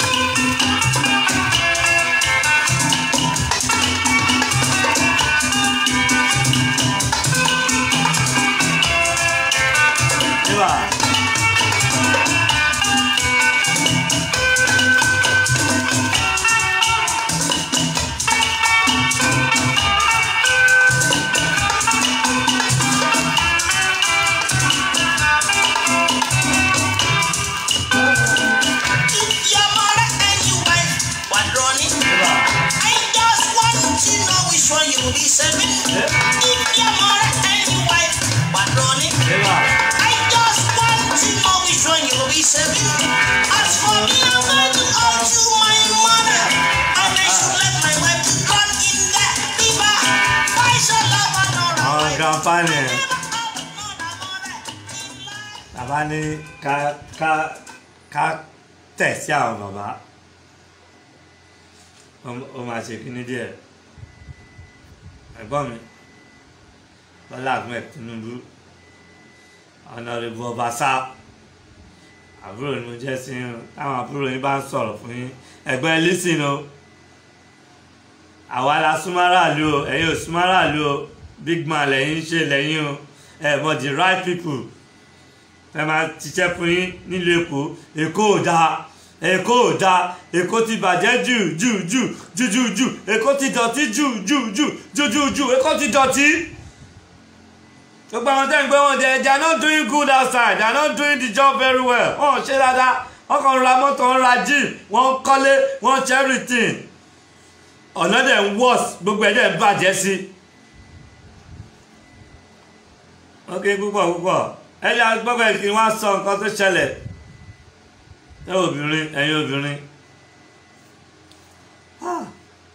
ẹ̀yin obìnrin pẹ̀lú ẹni tó ń ba ilé ayé yìí jẹ́ ẹ̀yin náà dẹ̀ lẹ́ múlé ayé dùn kí ló dé tí ọ̀pọ̀lọpọ̀ inú ẹ̀ bu ọkàn ẹ̀ bu òkú tó ń ba ayé èèyàn jẹ́ òkú rántẹ́ ń dókiri ẹ̀ ní tẹ́lọ́rùn ẹ̀yin tẹ́ gbá wọ aṣọ èèyàn wọ̀ ọ̀bọ ni ìyọ̀dí ń bí ìyọ̀dí ń bẹ̀ ìyọ̀dí ń bí gbọ́mọ àlè wá fọkùnrin ẹ̀yin ò ní ròrí ẹ̀ ń rorí ni ẹ̀ fi yẹn fi báyé ọ̀pọ̀lọpọ̀ ọkùnrin jẹ́ ẹ̀ parọ́ mọ́ ọkọ yín obìnrin ọmọ mẹ́ta ló bí obìnrin dẹ̀ ni àwọn ọmọ mẹ́tẹ̀ẹ̀ta ẹ̀yin ọ̀rẹ́ tó ń báyàwó ọ̀rẹ́ sùn tó ń wá lẹ́yìn tó máa pa wá pọ̀ nǹkan tó pa ẹ̀ tó ń wúrú wa ẹ̀gbọ́n ni àìwàsíù ní ó ní èké ní pẹ̀rú èpè ní òpòlè ilẹ̀ dídà ní ó da ilẹ̀ dídà ní ó ṣe kíní kan alájọbí ní ó pẹ̀ni tó bá dàrún ó ní ọ̀rẹ́ máa dàrún ẹni bá dalẹ̀ á balẹ̀ lọ ọ̀rẹ́ máa dàrún ọ̀rẹ́ tó ń da ọ̀rẹ́ ìyàwó náà dẹ̀ jókòó ẹ̀yin obìnrin ìkà èṣù ó dẹ̀ lè jókòó ọ̀rẹ́ ọkọ abẹ́sùn á tún wá kí inú lẹ́yìn láwá kí inú lẹ́yìn ọkàn yẹn á dẹ̀ balẹ̀ wá dẹ̀ máa wo ọkọ ẹ báyìí ọkọ náà dẹ̀ sì gorí ẹ torí kò mọ kankan ẹ máa yín mú sí lẹ́yìn ẹni tí ó mọ nǹkan ní ọ̀rẹ́ kí ni tó bá ti lọ ọmọ díẹ̀ ẹ rò ó kò rí ni ẹ wá gbọ́ nǹkan tó ṣẹlẹ̀ sí eléyìí. lórí Èkó ní Island 60 ẹ̀yin ló gbọ́ ni lóhùn náà rẹ̀.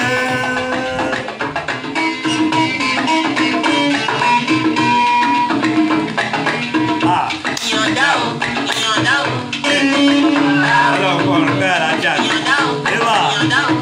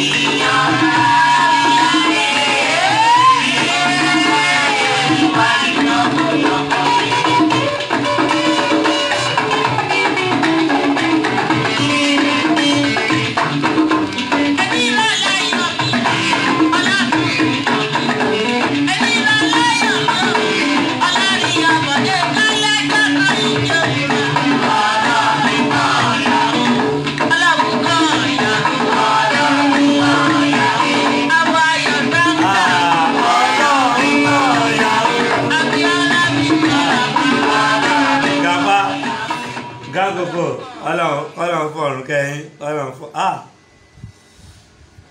ẹ̀tún èkó ṣe pé kò padà nígbà kékeré wa kínú àwa náà tẹ̀ dùn ẹ wò mí lẹ́nu I'm 64 January next year I will be 64 January next year I will be 64 and we are still struggling struggle under our leaders wa àdẹ̀gbádùn nílùú èyìnbó tí a lọ ẹlòmíì ò fẹ́ kúrò níbẹ̀ mọ́ nítorí pé ọkàn wọn balẹ̀ iná wà 24/7 kò sí ambulance níbí bó yí rúùm bó yí kọ́líkọ́lí wọ́n máa gbé fóònù wọ́n á dẹ̀ bẹ̀rẹ̀ sí yẹ ẹni tó ń kú lọ mo ní irú ìlú wo lélẹ́yìn èèyàn ṣubú sí kọ́tà ẹsẹ̀ tí kan ó ń ṣẹ̀jẹ̀ ẹ̀dẹ̀ gbé fóònù ẹ̀dẹ̀ bẹ̀rẹ̀ sí yá mọ́tò gbá èèyàn kí wọ́n gbé lọ kúrò lójú títì ẹ̀dẹ̀ bẹ̀rẹ̀ sí yá yes all the evidence ẹ̀yin obìnrin aláìní tìjú bẹ́ẹ̀ èèyàn kan ló bí yín most of àwọn family yìí dẹ̀ rí olórí ìjọ olórí mọ́ṣáláṣí olórí everything pastor lèmọ́mù deacon reverend gbogbo nǹkan olùṣọ́ nǹkan obìnrin dẹ̀ ní ọkọ nàìjíríà ń bínú tó bá travel lọ sílùú èkó a sọ fún ọkọ ẹ̀ pé òun lọ sọ òun máa jẹ́ sílé àwọn ọ̀rẹ́ òun ṣe everything tó bá ti ń bọ̀ bọ̀bọ̀ yẹn a lọ gba hòtẹ́ẹ̀lì bọ̀bọ̀ yẹn wá jẹ́ cab driver nílùú èkó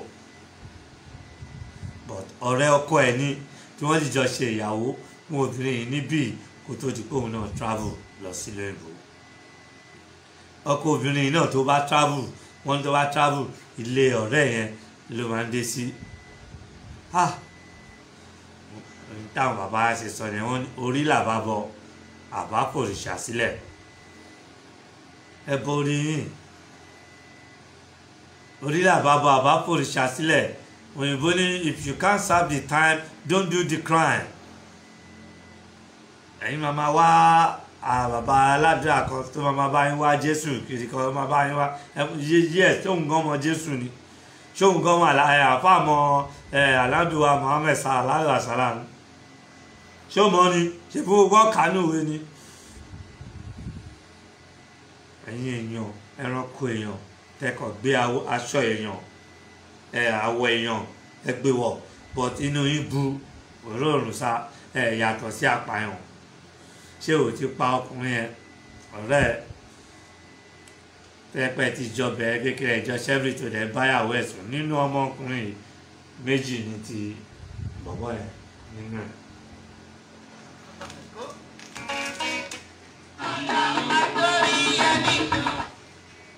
méjì ní tiẹ̀ nínú ẹ̀ kí ló wá ṣẹlẹ̀ báwo ló ṣe mú tí ìyàwó ẹ̀ bá travel a sọ pé òun lọ sọ́dọ̀ àwọn ọ̀rẹ́ òun lòun máa dé sí ó dẹ̀ lọ dé ọkùnrin ẹ̀ á ti lọ gba hòtẹ́ẹ̀lì a ti lọ gba hòtẹ́ẹ̀lì tí obìnrin yẹn máa dé sí a sọ fún ìyàwó ẹ̀ lé a ní iṣẹ́ night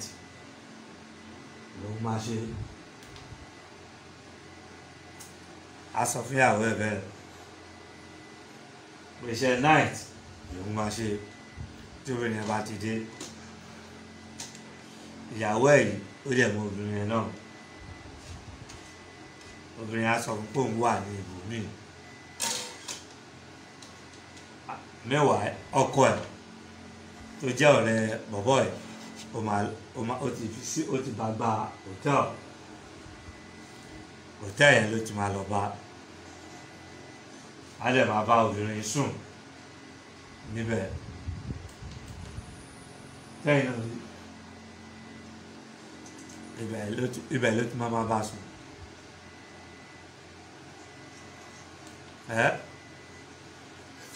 Sista kí lẹ fẹ́ sọ, mo ti mú ẹ, broda kí lẹ fẹ́ ṣe. Lálẹ́ àná o lókùnkùn ni mo rí ẹ, pẹ̀lú ìyàwó mi, pẹ̀lú sísí ẹ. Tẹ́ ń sọ̀rọ̀ kí sọ, tẹ́ ń fẹnu kẹnu ààrẹ ọ̀rẹ́ ti tán. Ọ̀rẹ́ ti tán, èmi ò mọ̀ fún ọ̀rẹ́ ti tán láyé láyé. Ọ̀rẹ́ ti tán. Ẹ wo láti ayébáyé ni o. Ọ̀rẹ́ ti tán, agbaniláyà ló máa kú láyé mi o. Ọ̀rẹ́ ti tán, ọ̀rẹ́ òtítọ́ kò sí mọ́ láyé. Ọ̀rẹ́ ti tán, àní bí wọ́n ṣe rí mi kí ni wọ́n ṣe. Wọ́n pẹ̀sẹ̀ bẹ́ẹ̀. ṣùgbọ́n bí wọ́n ṣe rí mi kí ni wọ́n ṣe. Torí pé lálẹ́ àná o lókùnkùn ni mo rí ẹ, pẹ̀lú ìyàwó mi, pẹ̀lú sísá mi. Tẹ́ ń sọ̀rọ̀ kí sọ, tẹ́ ń fẹnu kẹnu àjẹ́ ọ̀rẹ́ ti tán. Ọ̀rẹ́ ti tán, ọ̀rẹ́ òtítọ́ ò sí mọ́ láyé o. Ọ̀rẹ́ ti tán, ọ̀rẹ́ òtítọ́ kò sí mọ́ láyé. Ọ̀rẹ́ ti tán, agbaniláyà ló máa kú láyé mi. Ọ̀rẹ́ ti tán, oníyàwó tiẹ̀ lé. bí wọ́n ti rí mi kí ni wọ́n ṣe. Àwé bí wọ́n ti rí mi kí ni wọ́n ṣe. Ọ̀rẹ́ òtítọ́ ò sí mọ́ láyé o. Ọ̀rẹ́ ti tán. Ọ̀rẹ́ tó ń báyàwó rẹ̀ sùn. Ẹ̀yin ìyá tẹ bí àwọn ọmọ ọ̀la nù. Kékeré ẹ̀yin ìyá yìí náà ò dáa. Ọmọkùnrin kan wá rí ọmọ yín. Inú àdúrà náà ti ní ìyàwó tó dáa. Tó bá máa báyọ̀ sùn. Tó ò ní ṣe tiẹ̀ lọ síta ni. Tó yẹ pé ọ̀rẹ́ ọkọ ẹ kí ló rí lára ẹ̀ tó yẹn tó fi di pé òbí olóyún ó dẹ̀ gbé ọmọ yẹn oníbàbá ọmọ yẹn nìyẹn. Ọjọ́ ń lọ àsìkò ń gùn. Ó wá tó ọmọ náà fẹ́ ṣèyàwó sí i. Ìgbésà tìrí ti tú nìyẹn. Bàbá yẹn tó ń pè ní bàbá ẹ̀ wọ́n ní bàbá ẹ̀ owó obìnrin bó tí ní jẹ́ ká máa pọ̀ ọ́ lẹ́sìn ẹ̀ ṣáàjẹ́ ká sì máa wo network ká sì máa wo everything. Mo kí púpọ̀ ó jẹ́ ẹ̀kọ́ tó bá ìrònú jẹ́ ẹ̀dọ̀ ọkùnrin mi ò fi inú gbé sí bí bọ̀bọ̀ tó ń wá fún yín ó ní stroke tíyàwó ẹ̀ ń gbé kó boyfriend ẹ̀ sẹ́nu. Ìyàwó tó yẹ ṣẹ̀ṣẹ̀ ọmọ olówó tó fi lé kó ọtí tó fi ọ̀nà roka ó dẹ̀ ń lọ sí ó dẹ̀ ń lọ gbé kùkúmbà ọkùnrin kan ó lọ ń gbé sẹ́nu. Kí lẹ fi pé ó máa ṣẹlẹ̀ sí ọkùnrin náà nígbà tó gbọ́ kò lè tèkẹ́ bàbá yẹn wà lórí iṣẹ́ àṣìn eléyìí tó ti wá ṣẹlẹ̀ yìí náà kò gbádùn inú òdu ọmọ gan inú òdu pèsè bàbá òun kọ́ nìyẹn mọ́mì wá báwo lẹ ṣe ṣe báwo lẹ ṣe ní ọkàn bẹ́ẹ̀ yẹn.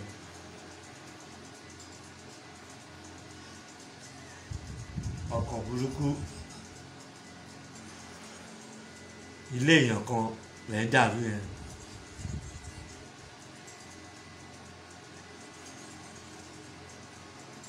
Ẹ sọ fún wa.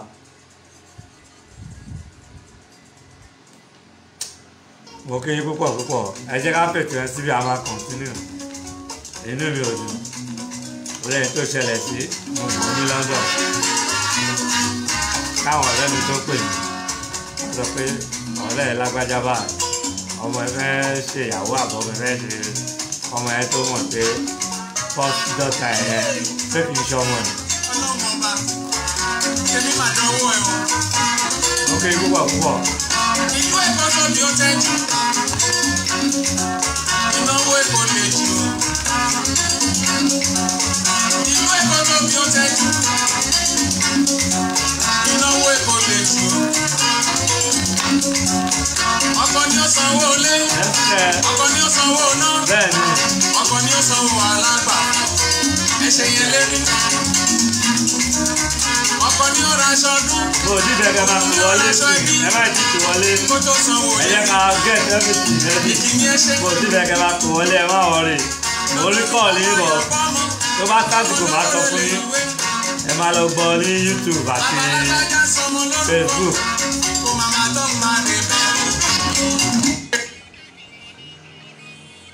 Mo kí yín púpọ̀ púpọ̀ nítorí time wa ó ti run out.